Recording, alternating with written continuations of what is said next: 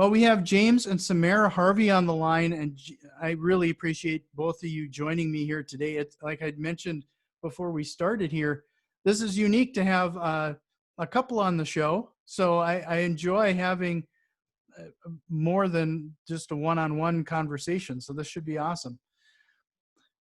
This is going to be a very unique conversation here today. So I'm kind of excited about it. And I warned you, we're probably going to go down a rabbit hole here today because I'm really interested in this subject. So before we start things off though, I'd like you to introduce yourself to our listeners. So Samera, why don't we start with you? Absolutely. Yeah. So I'm Samera Harvey, the other half of Trailer Cash Academy. We actually started our journey in real estate investing, and we've kind of morphed into learning how to get into mobile home investing. So I'll kind of start from the beginning. So, we really were wanting to be entrepreneurs from the very beginning. We had all types of businesses. We did photography. We were personal trainers. I had him selling crazy rap things at one point. We did a whole bunch of different things. But fast forward, we ended up reading the book Rich Dad Poor Dad, and it really resonated with us. We're like, wow, like this is something that we can get behind. I believe in this foundation. And then I ran across a Rich Dad Poor Dad seminar. And so I was on Facebook and I was like, Jay, hey, they're teaching real estate here. Let's go check it out. And we were super, super inspired by, just the stories and what the possibilities of real estate investing. And so we jumped in head first. We decided to roll with that business, but it didn't go so well in the beginning, right, Jay? Yeah. We actually met a shady investor. So we got into a deal. It was actually a $30,000 investment. We did not know it was being foreclosed on. So he actually had us and a few other investors part of a big scheme where he actually took off with about $250,000. And then we also had a deal that we were working on with the fix and flip. It was a complete burnout. We got into it head first. We put about 60 grand into that deal. We thought we were going to make a return back in about 4 months. It actually took us about 15 months just to get our money back and make a very small return. So just starting out with our journey, we were cash strapped and we were, down the dumps. Luckily, we had some great friends in our circle. They encouraged us, continued to add fuel to our fire, and invited me to go to a event where it just so happened that an individual was talking about mobile home investing. He was about 80 years old, and he was talking about doing about $20,000 to $25,000 a month with mobile home investing and not using more than $2,000 to $5,000 of his own money. He's like, hey, if you guys aren't looking at this opportunity, you're doing yourself and your financial future a disservice. So I got that information, ran home to Samera, like, hey, I think I found an avenue where we can get out of this hole. I told her mobile home investing. First words to me was hell no. No.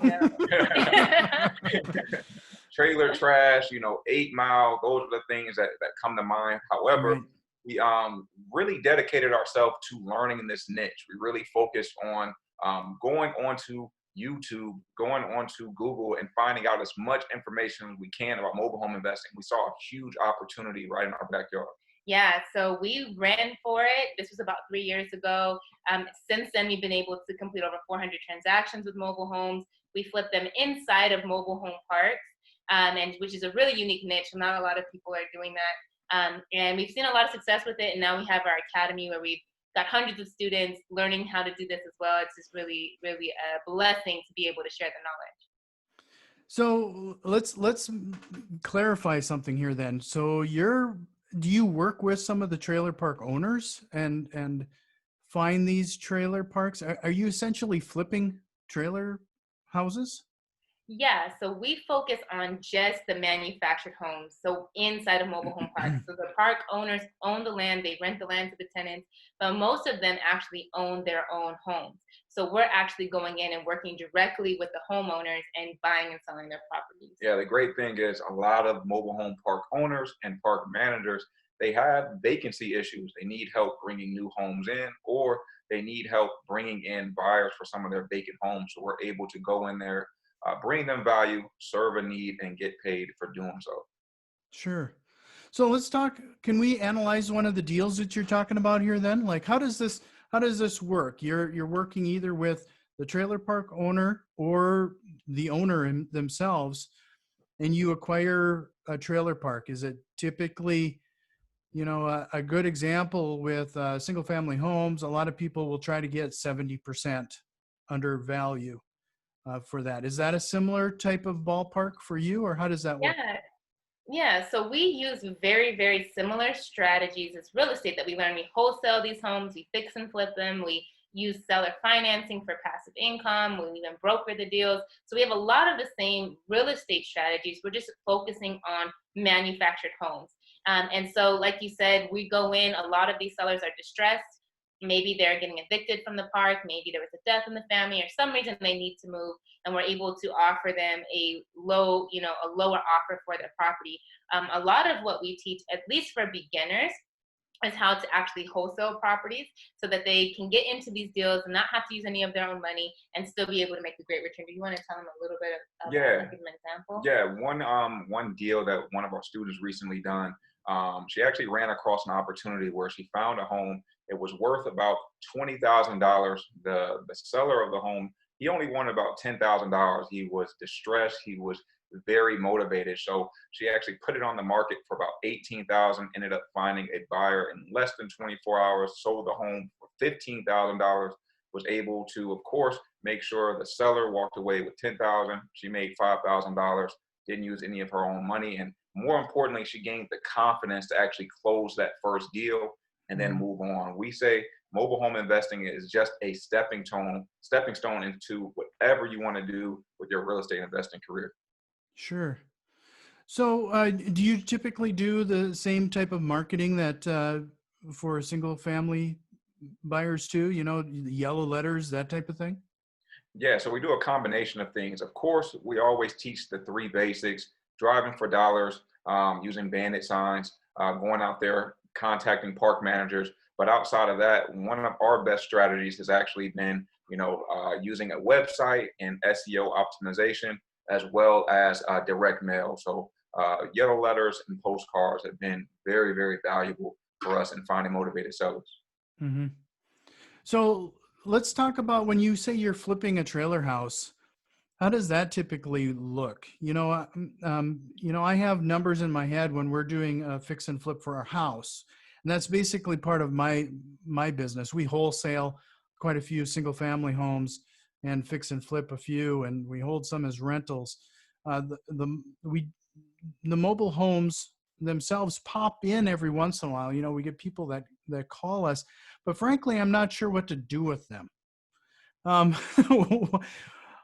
what do you do? Like, how do you run the numbers associated with a fix and flip when it comes to a mobile home? And do you just basically have it down to a formula right now, where maybe there are even homes that you just won't touch? Yeah, so mobile homes are a little bit different than real estate in that we don't have as much data as like an MLS and all of that, where you can just pull the numbers up online, you can just run the comps and do all of that. A lot of what we have to do is really get out in the fields and become a market expert in our local area. However, it's the same concept. So we go in, we give an offer for the property. And I can give you an example. One of our very first fix and flips, we actually purchased the property for $2,500, so the price points are a lot lower.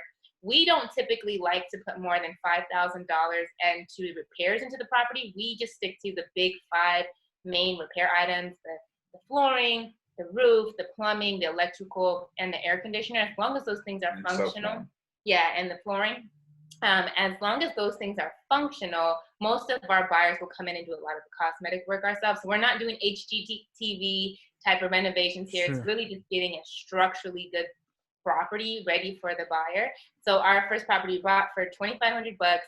We ended up putting, I think, $1,000 into it, and then we actually seller financed it. We sold it for about $13,000 on seller financing, and we actually were able to get $3,000 down. So we got a majority of our money down on the down payment, and then we created cash flow for the next 3 to 6. I think it was 5 years on that note for the rest of the fund.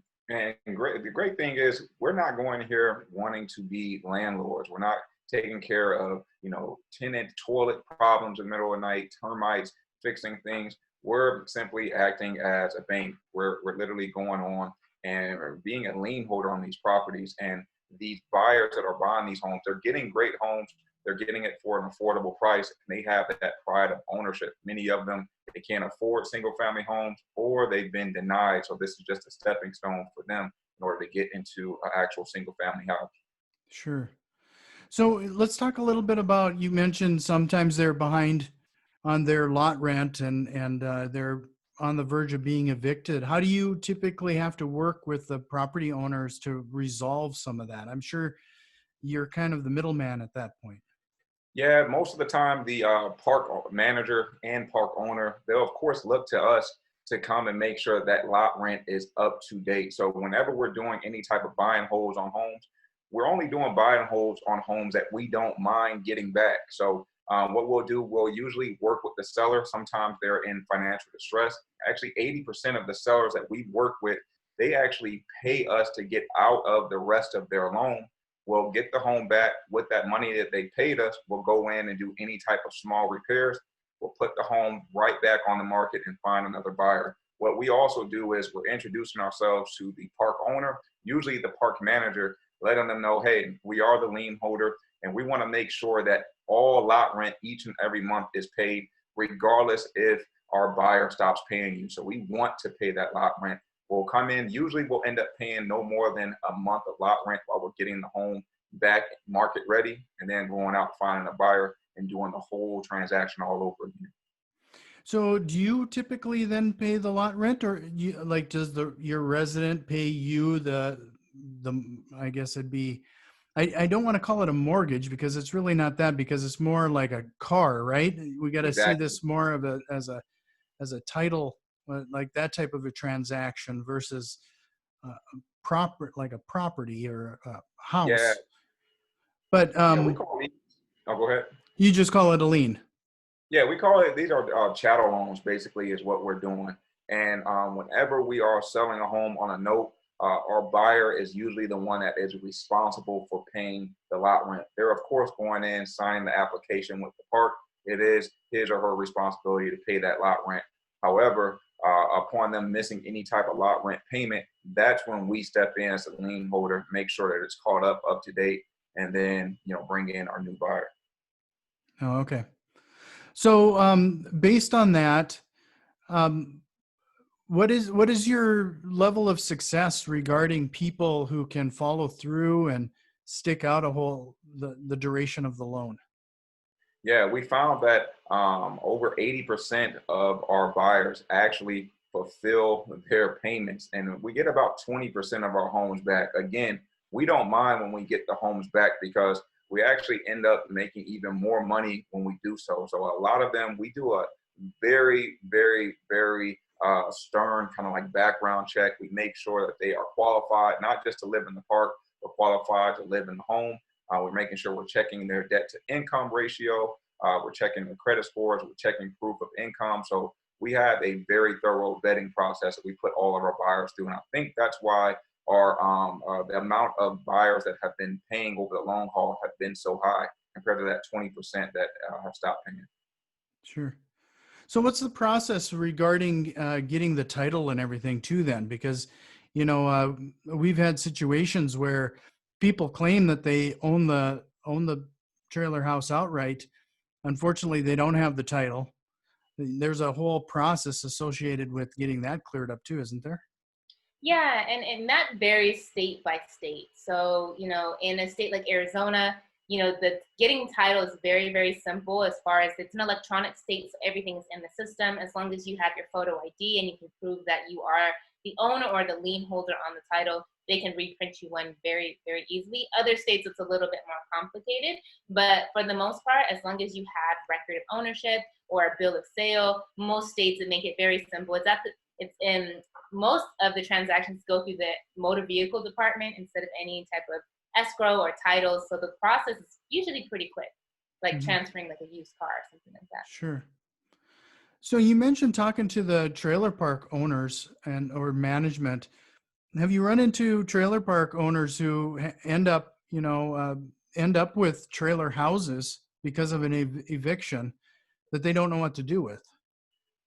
Yeah, those are our bread and butter deals. So what we teach our students to do is to go talk to the park managers, talk to the park owners, and actually let them know about the value that you present as an investor. Many of the park owners that we know, they do not want to own those homes. They only want to continue owning the land. So they want the homes gone as soon as possible. So that's where we come in. We have a lot of buyers usually knocking at the door, looking for the right opportunity to get in some of these homes. And then we let them know, hey, our buyers, they're looking to stay anywhere for 4 to 6 years in most of these homes. So they look at us as saying, hey, man, you guys are going out there doing all the dirty work, bringing in the buyer. We don't have to worry about you bringing in a bunch of non-qualified applicants. This is a win-win for us. So those are our bread and butter deals. We love those. Sure. So how have your portfolio now, or do you operate? Would you suggest people operate in their backyard, or are you doing kind of some virtual work as well? Yeah, so we recommend the beginners, the people that are just getting started, to start where they're at. Start in your backyard because it's going to be the easiest to learn. It's going to be the easiest to be able to walk through these properties and really get a feel for what is going on. You know, what repairs need to be made. It's a lot easier to actually move that transaction. But as you get a little bit more experience, we definitely recommend doing deals virtually and joint venturing with other people in other states. We do a lot of deals virtually with our students. So it can be done. It's just a matter of kind of understanding the basics and then kind of building from there. Sure. So, based on everything your experience now, how long have you been doing this? We've been doing this for about three years now. Three 3 and a years half now. years, actually. Yeah. Sure. So based on your experience, like what are some of the biggest benefits associated with this versus some of the traditional? You've had some experience with traditional real estate investing as well. So what would you say some of the key benefits are, one versus the other? I think the benefit, one of the biggest ones, and we have a couple, we'll share. I think that one of the biggest ones is just the time. You're able to get these deals done sometimes in hours, if not days, or just, as little as a week. When it comes to real estate investing, there's usually some form of a third party that you're going to have to involve in order to get the deal done. That's one of the biggest things that our clients are looking for. Like, they're just trying to get that one deal done. They're not trying to take a bunch of time. Another thing is you don't need as much of resources that you would need with the real estate side. When I say resources, I'm talking about money and I'm talking about people. Usually you can come in and just be a one-stop shop. You can really set your business up, running on your own. You don't need, $50,000 in order to get these flips done. You don't need 5 or 6 man crews. You can literally get in, get out on your own. So that's the biggest benefit for me, is that you're saving yourself a bunch of time, you're saving yourself a bunch of money. You just don't need a bunch of people involved like you would with real estate. There's not appraisers. We're not really working with general contractors. You usually don't need permits outside of just moving these homes out of parks. Yeah, and then another huge benefit is that this is the most affordable version of housing. And so, especially in today's times, people need affordable housing. We know there's a big shortage across America. And you would be surprised. We were blown away at the demand for these properties when we started getting into this business. It's like we would post a property, we get hundreds of hits, and you'd be like, wow, like people are knocking our door down just to get into these properties because they're affordable. And so I think that's a huge, huge benefit, because I know, especially in today's times, we don't want to going into a recession. We really want to be in that affordable space so that we can serve more people. Mm-hmm. So, based on some of the information that was sent to me regarding one of the things on here that is going to intrigued me and popped out right away. And so I'm going to have to call it out and put you on the spot. It says how you can make $10,000 in less than 48 hours. So see, I got some nods. So I need to understand or see how that's possible. Yeah, and it's funny because we actually did that twice last week, which is kind of crazy. We closed 2 deals just very similar. And the strategies that we used for those specific deals was wholesaling the properties. And so we were able to find a motivated seller. We were able to negotiate their property. One of them, he wanted $20,000. We were able to negotiate him down to $14,000. And then we have an extensive buyers list, but we were able to basically close with him and sell the home to another buyer within the same day for $25,000.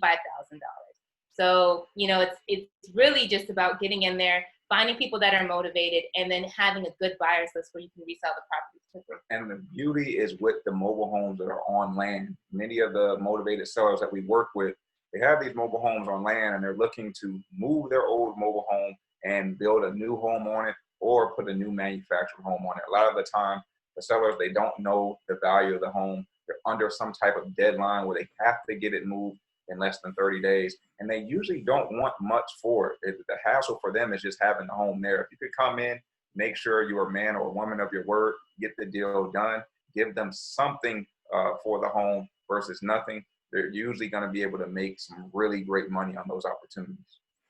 Yeah, and one of the things that I found always interesting too is when I've talked to mobile home owners, if they're getting evicted or something, they're in a situation too where they usually don't have the money to move the trailer house out of there, or the park has posted it. So because the situation there, the park owner eventually can take possession of the trailer house in lieu of the owed rent, right? So they're kind of stuck.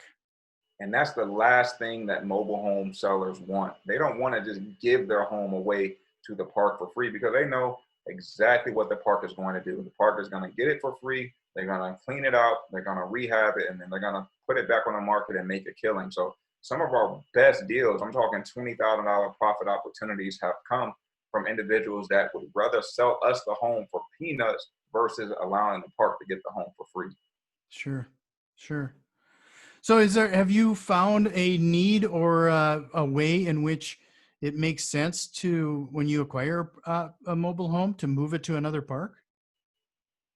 Yeah, so a lot of the times we actually wholesale it out to buyers that have land or even park owners that are needing these homes for their park to fill their vacancies. But there is a lot of opportunity to actually move these properties to parks. Parks want to fill their vacancies. That's how they make money, is by charging rent for the land. And so they're able to give us incentives to actually move homes into those parks. So they're paid for the move. They'll give us free lot rent so that they can fill up their vacancies, because at the end of the day, it's a long-term gain for them.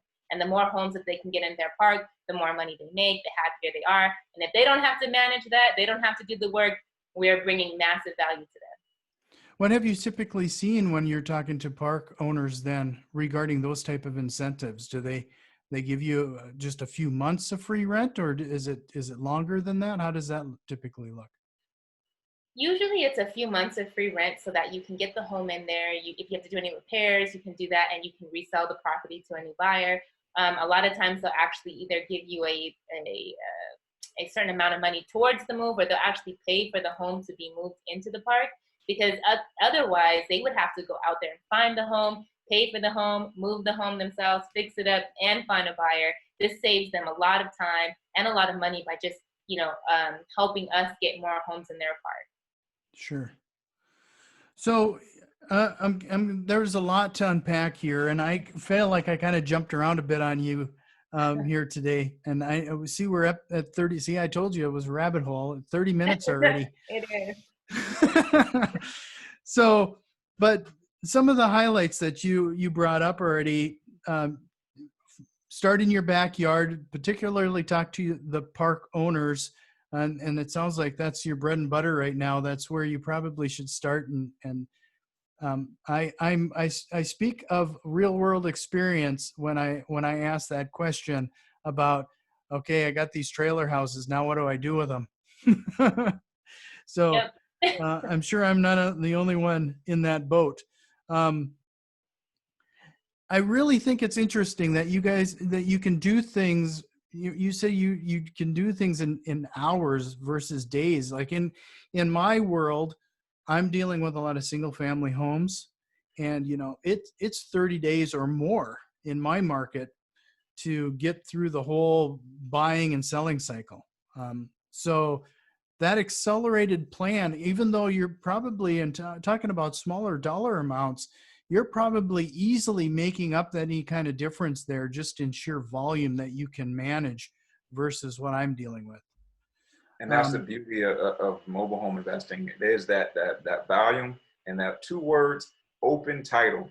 It's great that when you can just open the title, the buyer can take that open title and go to the MVD and go through that whole process of getting that title in their name. As long as that title is open, you can close a transaction out in literally seconds. That's the best thing about it. You're focusing on that volume, doing 5 to 10 of those a month.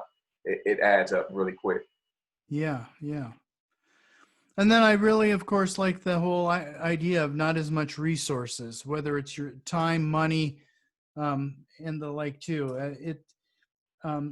It sounds like you've really found quite the niche here. And if was there anything else that you wanted to highlight based on some of our conversation here today?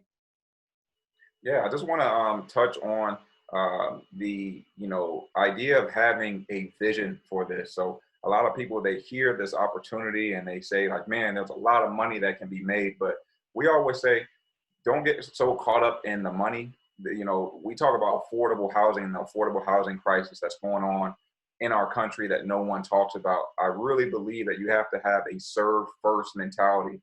We're here to take advantage of opportunity, not to take advantage of people. We're all about creating transformations over transactions, because the transactions are refundable, transformations are not. So we always like to put our sellers and our buyers first, always create win-wins. Now you can come into this niche and have that me first mentality, but we found that you usually burn out from that because reputation, that gets around really, really fast. So you really have to have a serve first mentality in order to have sustainable success.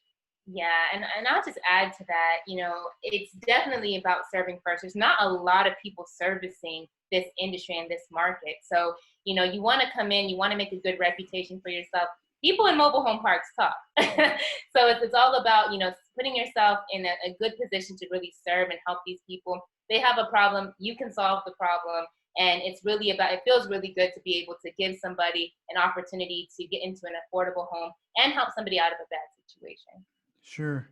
Well, I don't think we can end this podcast any better than that. I understand that you do some coaching associated with this. If people were interested in learning more or reaching out, where would they begin? Yeah, so the best place to learn more is on our YouTube channel. You can just go to youtube.com/Trailer Cash Academy, and it's cash with a C. And we have a ton of free videos and trainings on there for you guys. Just learn. We want you to learn, soak it up. And then if you're ready to kind of join the team, you're excited about what we're doing, under all of our videos, we have a link to apply to join our academy. Well, I can't thank you enough. And if I'd be so bold, I'd like to have you back again sometime. Absolutely. We'll be happy to be here. So I would really like to take a moment and change the topic because based on your previous experience and now moving into this, just have an episode and talk a little bit about mindset. Oh, absolutely. That's our bread and butter. So, well, I appreciate your time again. Thank you so much. Oh, no problem. Thank you for having us, Jack. Yeah.